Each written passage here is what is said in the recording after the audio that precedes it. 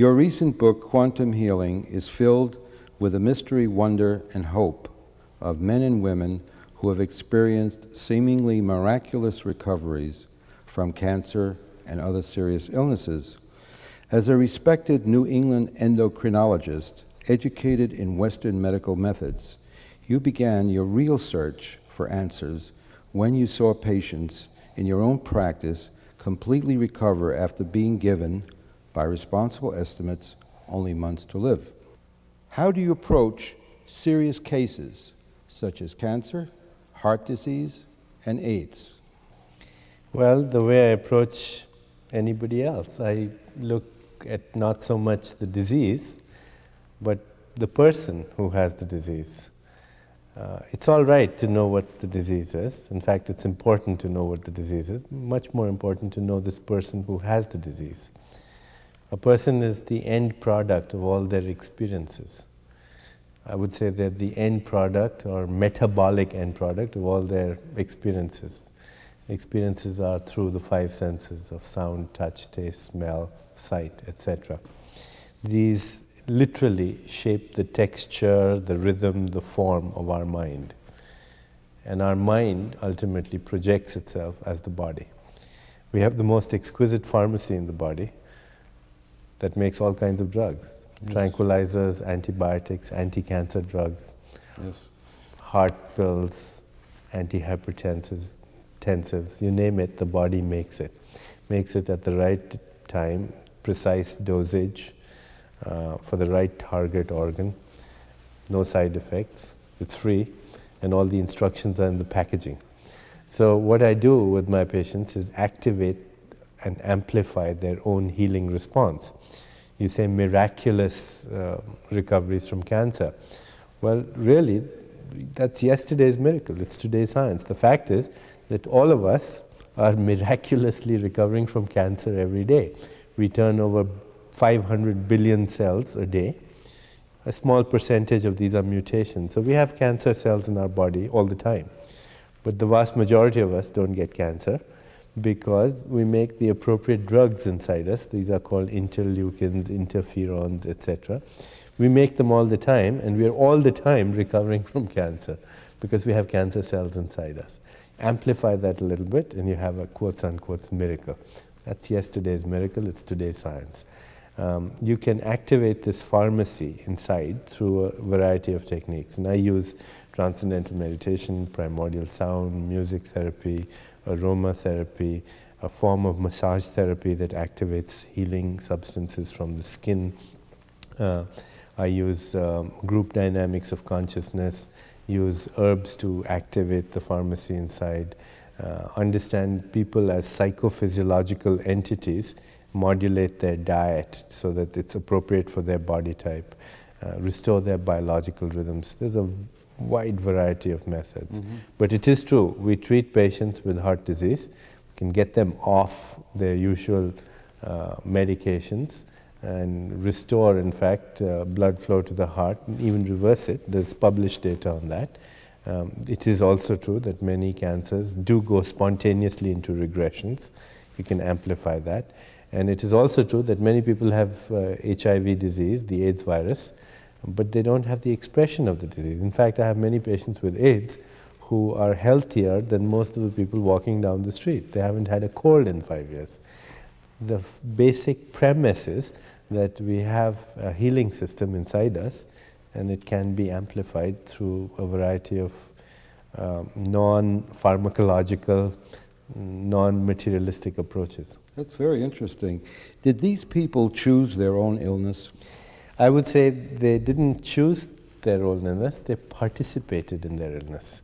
There's a difference between making a choice and being totally responsible for something and participating in a process. Perhaps they participated more than others did. But all illness that we see in a society, we are all participants in it. The drug manufacturers who put carcinogens in the food, the people and politicians who allow that to happen, the consumer who uses sprays and shoots up holes in the ozone, all of us are participants. the medical profession, that knowing that these preventive measures will prevent such a lot of disease, that nevertheless allow it to happen. And of course, the person who, for whatever reasons, either because he's ignorant of the facts or because he's been indoctrinated into a certain lifestyle, participates in it too. So I would say they didn't choose it as much as they participated in it. And to the extent we can change their participation, and we can, that will have an effect on the illness. That's a good approach. What about inherited diseases? Can we change that? Can you change that? Well, let's say we can change the expression of inherited tendency. After all, a lot of people have the inherited traits for a certain, or predisposition to a certain disease, but they don't all get it. There are so many environmental factors. About 10% of all disorders are genetic, so-called genetic disorders. Even there, I think you can, by modulating a person's lifestyle, changing their diet, reducing the stress in their lives, you can alter the expression. And many people who have a strong family history of cancer, they don't all get cancer. A lot of people have strong family history of heart disease, they don't all get heart disease. So I think if there is a genetic predisposition, if you're more alert than usual, you certainly can influence the expression, no question about it. Good. Medical science has known that spontaneous remissions occur, but why and how? Medical science has known that spontaneous remissions occur, but hasn't paid too much attention to them in the past, simply because they were rare. It was said, well, it's an anomaly. It doesn't fit the usual pattern, so let's ignore it. Well, precisely because it's an anomaly is why we should study it, because if we could find out the mechanism, then we can replicate it in other people. In the last few years, there's been a lot of interest in these spontaneous remissions. There's an institute in California, in Sausalito, called the Institute of Noetic Sciences. I know that. They've collected data on it, and they've documented at least 3,000 spontaneous remissions just in the last couple of years. So it's fact that scientists are looking at them, looking at the mechanism, and the mechanism is precisely what I mentioned earlier, an amplification of a normal self-correcting homeostatic response. And you can maximize that by reducing the stress in a person's life, by modulating his diet, and by restoring his biological rhythms. Can positive visualizations or the will to live also produce them? I think to a limited extent, yes. Some people are good visualizers and some are terrible. And those who are terrible, it causes more stress than it removes. So I'm not one of those advocates of positive visualization. I also don't recommend positive attitude as a form of mood making. It's just a lot of stress. You're positive, if you're positive and feeling good inside, you can't make a mood of it. In fact, you make a mood of it, you're going to have more stress. So the answer is that these techniques have limited applicability. There's nothing like a fundamental mutation in consciousness, which is possible, which can alter a biological expression of disease. And I believe that that happens through meditation. I myself have been practicing transcendental meditation for 10 years, so I know that it's possible to transcend thought, to become a silent witness of the whole thinking process.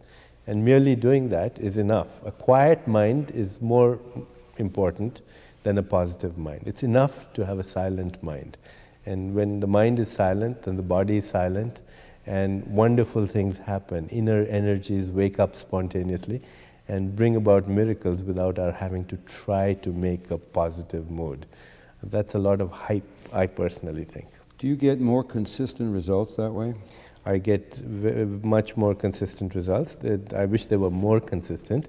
So obviously there is a lot more to learn and a lot more to do, but certainly we get a lot of results consistently.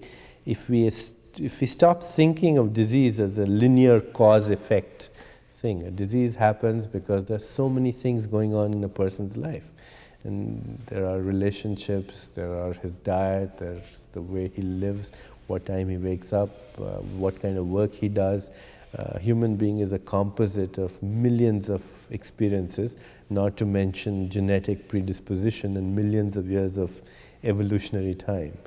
So one takes the whole thing holistically at the level of environment, body, mind, and consciousness. I think one has a more reasonable approach. You talk in your book, Quantum Healing, about kidneys thinking and intelligence all over your body. Every cell's voice is valuable. Can you please explain that? Yeah, we've sort of tended to equate the mind with the intellect and the rational mind.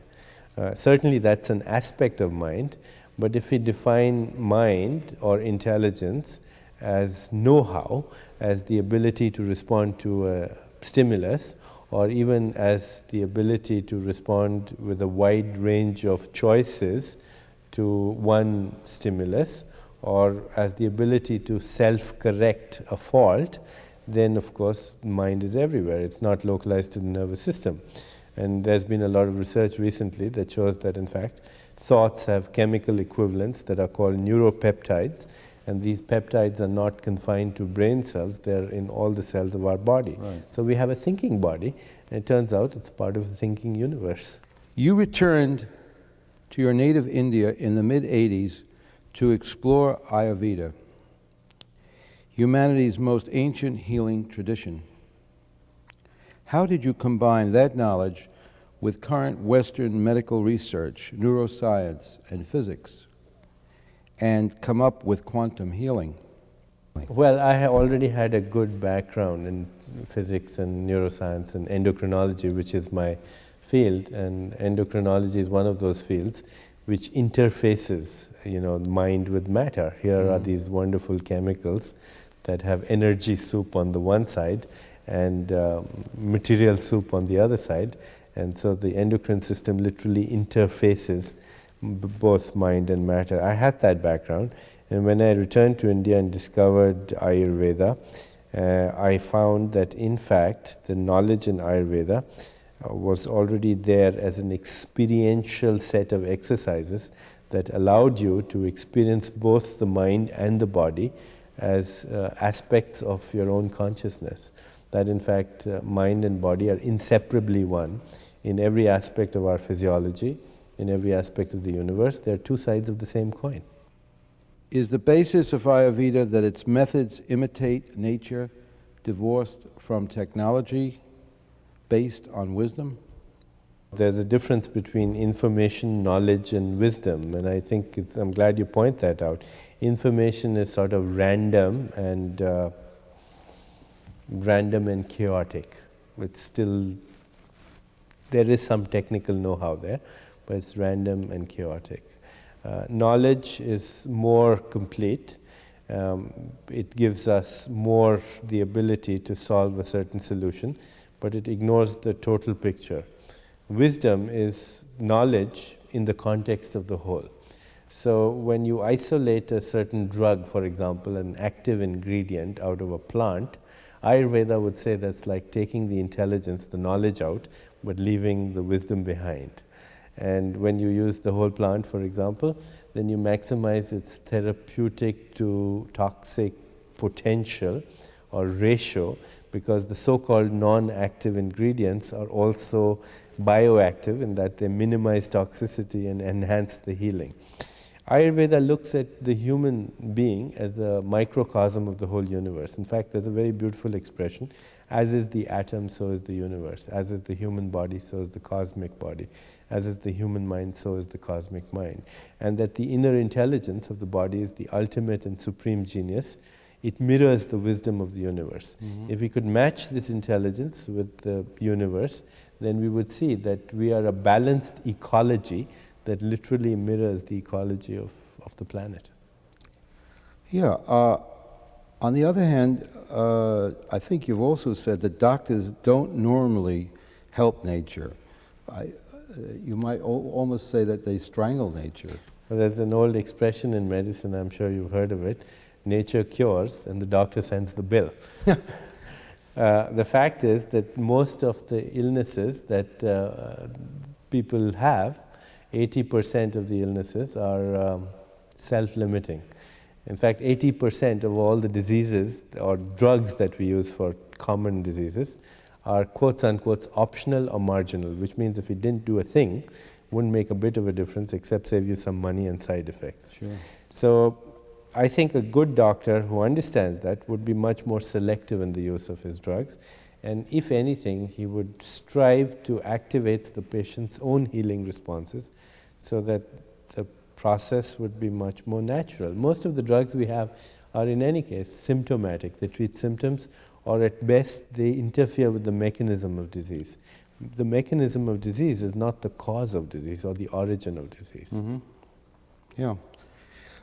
You say that quantum healing is the ability of one mode of consciousness, the mind, to spontaneously correct the mistakes in another mode of consciousness, the body. Right. How does quantum healing really work? Well, let's define a quantum. What's a quantum? A quantum of light is a photon. It's this, according to Stephen Hawking, who's the authority on quantum physics, I guess, quantum is the smallest indivisible unit in which waves are emitted or absorbed. So a quantum of light is a photon, a quantum of electricity is an electron. These days we have quanta of gravity, they call them gravitons and so on. A quantum of the mind-body unit is an impulse of intelligence. I hesitate to call it a thought because we think of thoughts as fully verbalized expressions that have a certain elite status in our consciousness. Feelings, emotions, desires, instincts, drives, intentions, ideas, notions, concepts, likes, dislikes, prejudices, these are all quantum units of the mind-body connection. They constantly shape the rhythm and texture of both the body and the mind. Right. How does the individual cell connect with the cosmos? The individual cell is part of the cosmic body, and my body is part of the cosmic body. In fact, it's not that it has to connect. It's like asking, how does my toe connect with my foot? It's already there. Part of it. It's part of it. And there's a lot of research that shows, in fact, that the biological rhythms that we have in our system literally mirror the cosmic rhythms of our universe. For example, the circadian rhythm, the rhythm that occurs as a night and day, follows the pattern of night and day, is a result of the movement of the earth on its own axis.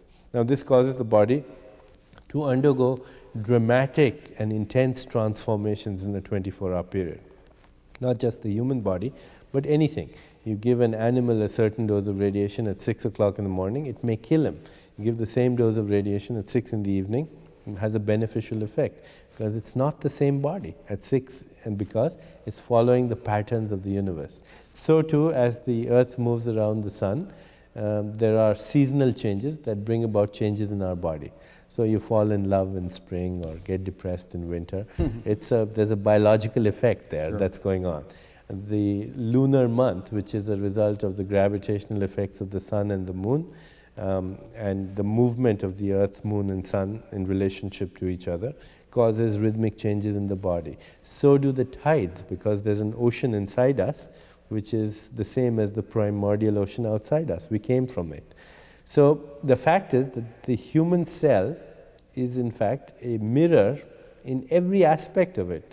Structural, morphological, ultrastructural, physiological, biochemical. It mirrors the ecology. There's an intimate relationship that we have with the universe, and in fact it's our intellect that sort of fools us into thinking, oh, we are outsiders, and if we are scientists, then of course we are even more of the outsiders because we're totally objective and not affected by it. But we can't get outside it because we are already inside it. Concerning our innate ability to get well, how can we avoid blocking that ability? Yeah, the ability is innate and it has evolved over eons of time. If you encounter a pneumococcus, for example, and even if you haven't ever encountered one in your life, your genetic memory goes back to the first time any human being in prehistoric time encountered that pneumococcus, has that memory to evoke the precise antibody to tackle that organism. Right. If you encounter a carcinogen, and you encounter millions of them in your environment every day, your body knows the precise mechanism so as not to get hurt by that carcinogen. And what we do is we interfere with that mechanism mainly through three things: how we think, how we behave, and how we eat. We could take care of these three areas in our life: stress, biological rhythms, and nutrition, basically.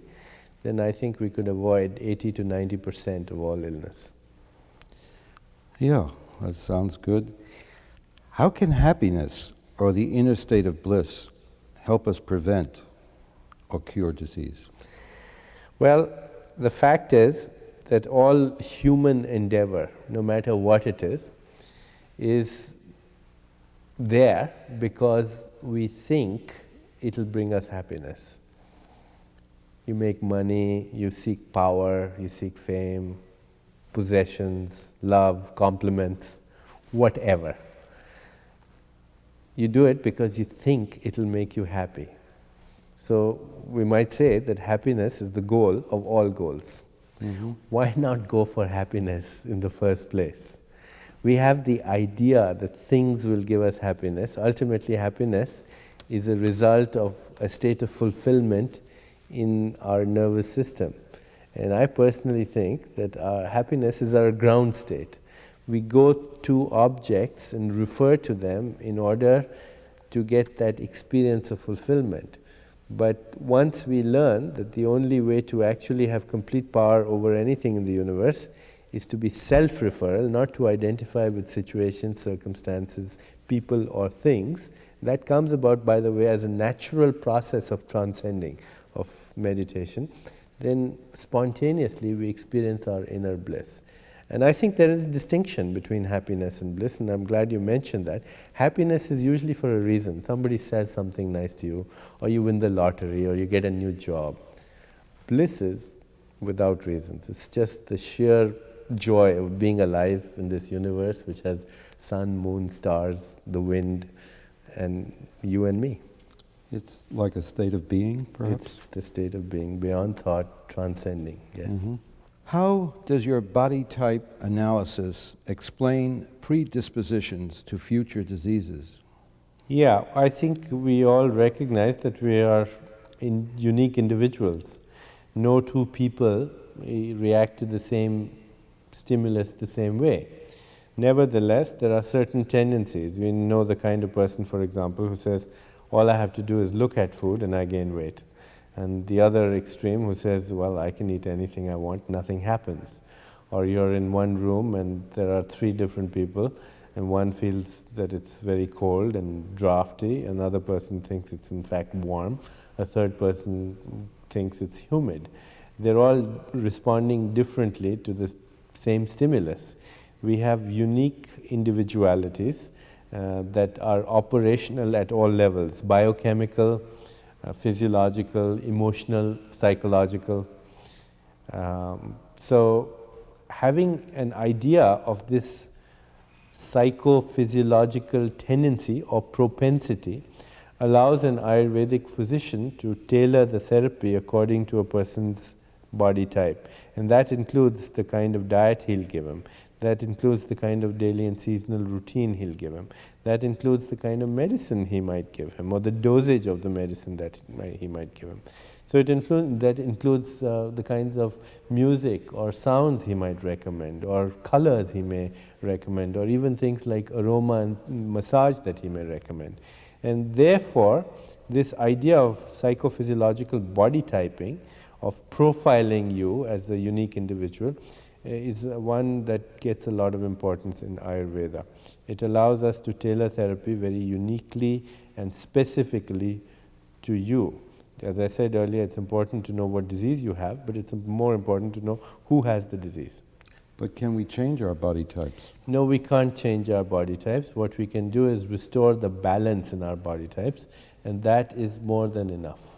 In other words, to get in touch with to live effortlessly, mm-hmm. and comfortably, is to respect our individuality.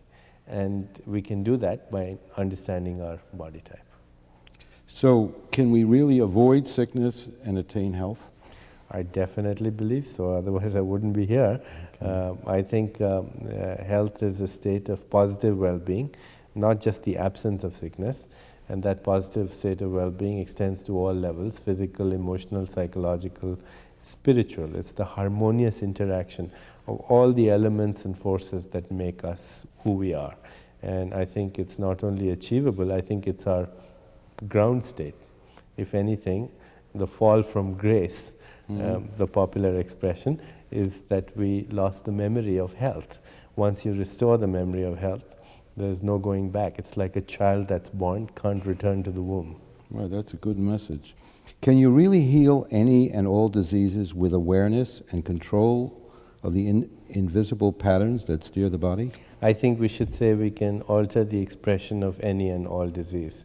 There are certain limitations, and they go by certain names. There are certain genetic limitations sometimes, and they too can be influenced. So I would say we can alter the expression of any and every disease. Can you avoid stress in your work and your personal life? I don't have stress in my life at all, and I'm being totally honest about that. Doesn't mean I'm not exposed to stimuli that could be interpreted as stress, but I don't empower those stimuli. I don't waste my energy over them. In other words, I don't refer to them, I don't relinquish my power to them, so I don't have the stress. And that, I think, is achievable by anybody and everybody. Right. You're recommending meditation for a healthy life, even though others warn against getting in touch with energies that one can't control. Is that a problem? No, I think people have fear of the unknown. What they should really fear is the known. The known is all the past training they've had that's locked them into a certain reality. The unknown is what we should be stepping into in every moment of our existence. Then life would become much more exciting. Meditation is a way of taking us to that level of awareness from where thoughts, feelings, emotions, desires emerge. And there's nothing like transcending. As I told you, I've practiced transcendental meditation for almost 10 years now, and I can tell you there's nothing like getting in touch with yourself. And that's what meditation is. People have all kinds of preconceived notions about it and a fear of it that comes about from not really knowing what it is. If the energies wake up, so what? You are the one who controls them. Or you feel in every case we can control I think the more energy? awareness you have and the more self-aware you are, the more you're spontaneously in control. It's not some manipulative type of control. It's a spontaneity of self-referral. It's feeling that you control your mind, your body, your environment. You're not the victim, but you're the boss. Right. Why not? Well, sure. Can the memory of good health returning bring with it enough power to last a lifetime? Yes, as I said to you, it's like a child being born cannot return to the womb. Once there is that mutation in consciousness, there's a biological mutation and it's irreversible. It's being high on yourself.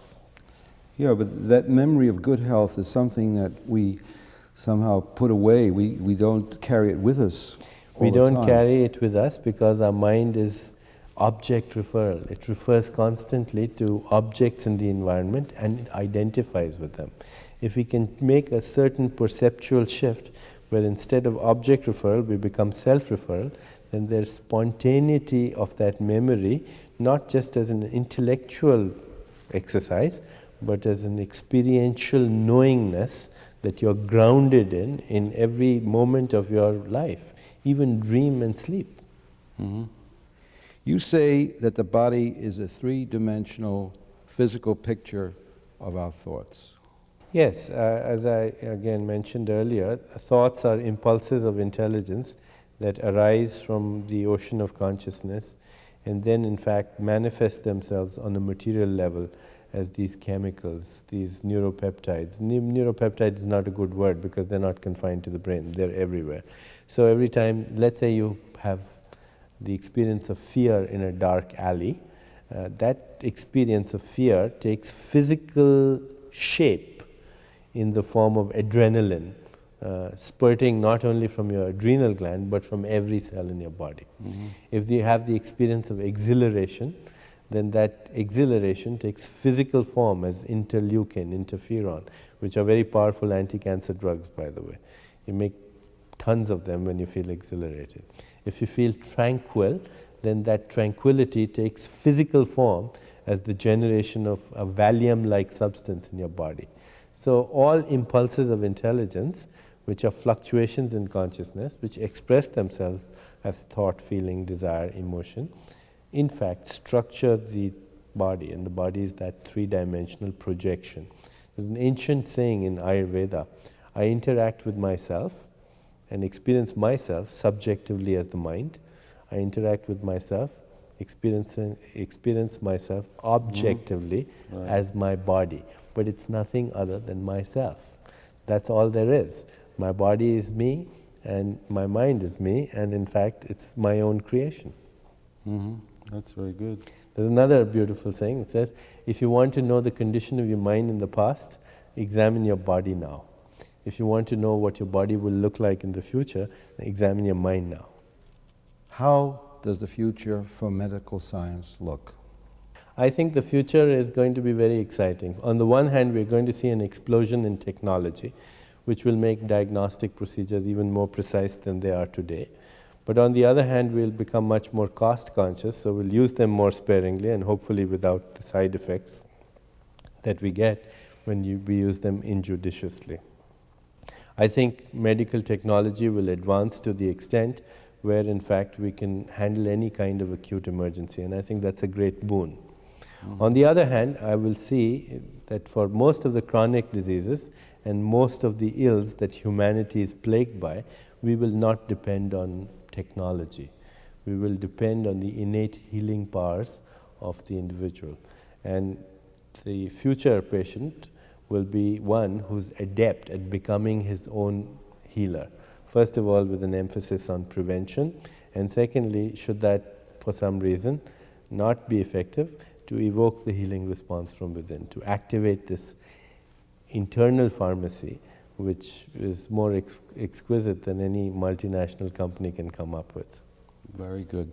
Thank you very much. It's been a very interesting interview. Thank you for having me here. It was very enjoyable.